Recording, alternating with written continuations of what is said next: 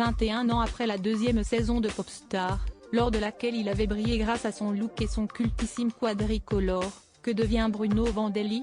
S'il est toujours passionné par la danse, il a en revanche sacrément changé physiquement. Popstar a fait de lui une star.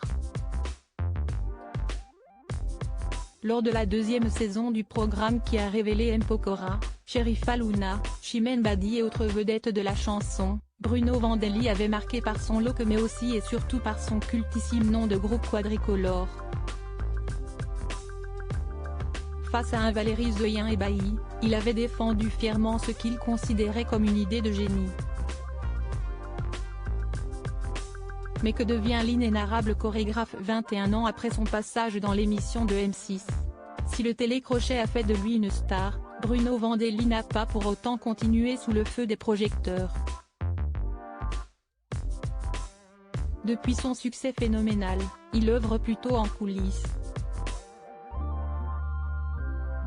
Un an après l'émission, il avait ainsi créé une chorégraphie pour Marina Anissina et Gwendal Pesera, qui avaient raflé la médaille d'or olympique de patinage artistique.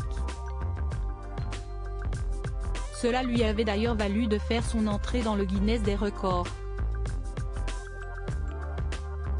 Par la suite, il a mis ses services au profit d'événements tels que des concours de mode, l'Eurovision ou des tournées d'artistes.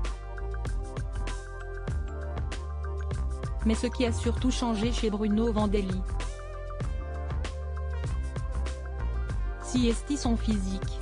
Bruno Vandelli est toujours professeur de danse comme en attestent les nombreux clichés de lui postés sur sa page Instagram. Bruno Vandelli a sacrément changé depuis son heure de gloire dans Popstar.